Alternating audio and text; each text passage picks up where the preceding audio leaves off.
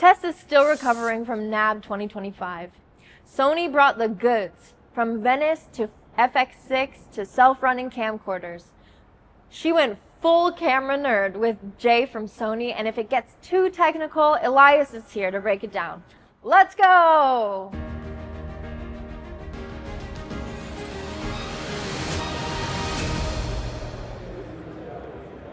Hello everyone, my name is Jay. I'm the product manager at Sony. I take care of the cinema line, especially the FX lineup, and also I help with the education and help the young people to grow at the Sony.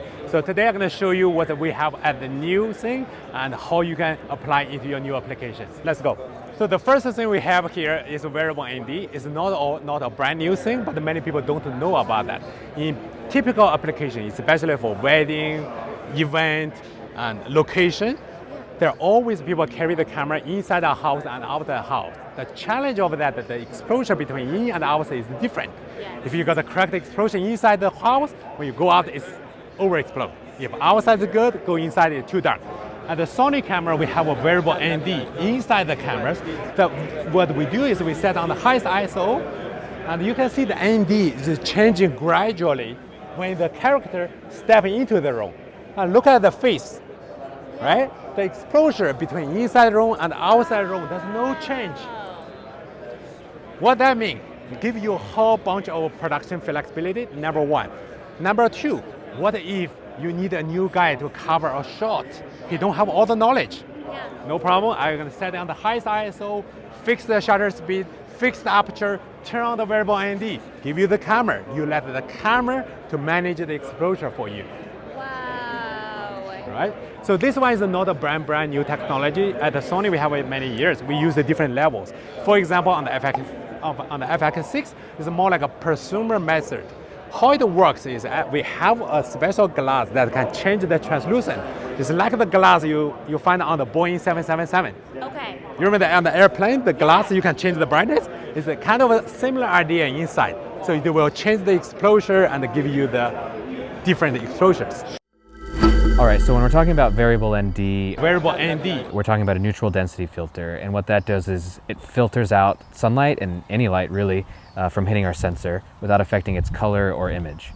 Sony's variable ND is kind of like sunglasses for your camera that will automatically change as you go from indoors to outdoors or from different lighting scenarios, and basically that gives you the freedom to kind of free roam. So you're thinking documentary work, you're thinking indie filmmakers. Basically, when you need to get from one lighting scenario to another really quickly, this variable ND is a game changer.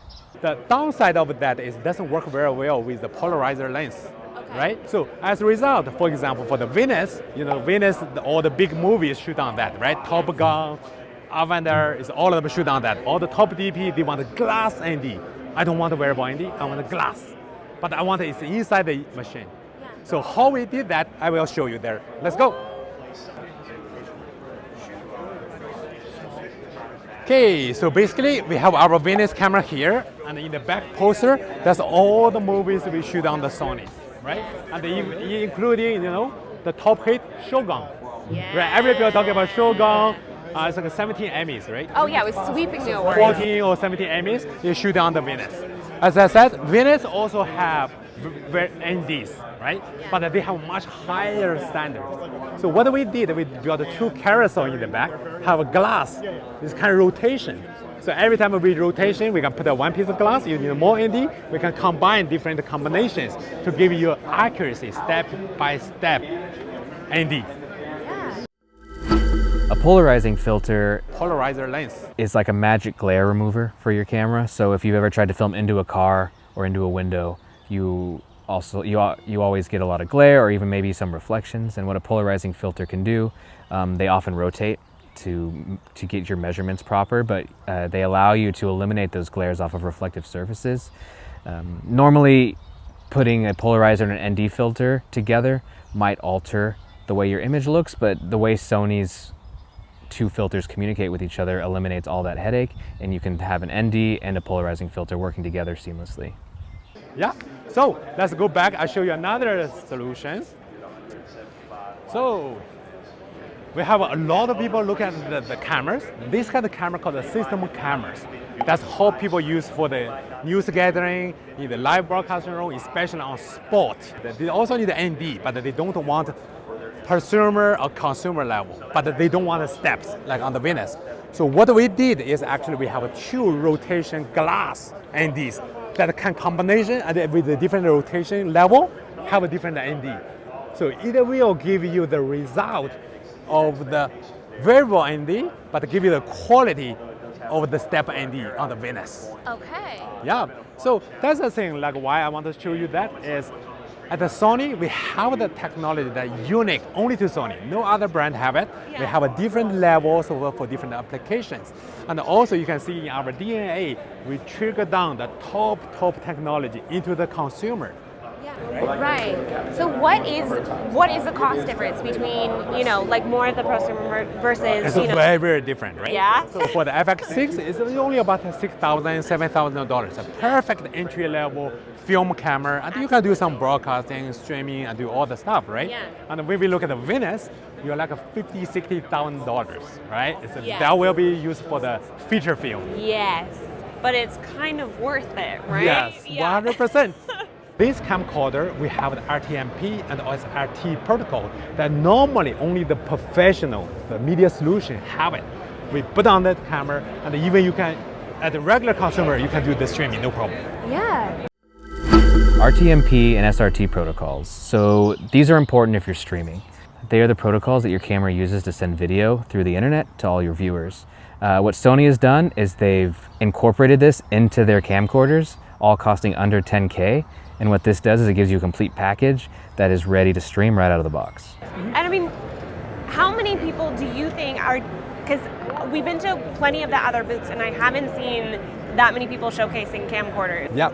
Is that something that Sony really is kind of differing from? So it's not really different from, and we deliver what the customer expect. Because Yeah. we learn the market, we know the younger generation, Yeah. they want effortless Yes. but professional result. Yes. So in another word is Very we demanding. built the handycam to be very easy to operation, Yeah. but very high performance. Like for example, on this camcorder, we have one switch called auto, right? You put on the full auto, I can hand on this camera to you. The only task you need to do is just framing. The camera will take care of exposure and everything. And you can have a look at the screen and just look at the screen and when you point to the people. And this is an auto, right? Look at the color and everything. It looks beautiful. Yeah. Right? And if you want a more cinematic production, especially for the future filmmaker who don't have a lot of money, I call this machine Baby FX6. Why? The functionality, the menu system is almost same as FX6. The sensor is different. This one have a fixed lens, but the benefit of that, the cost is cheaper.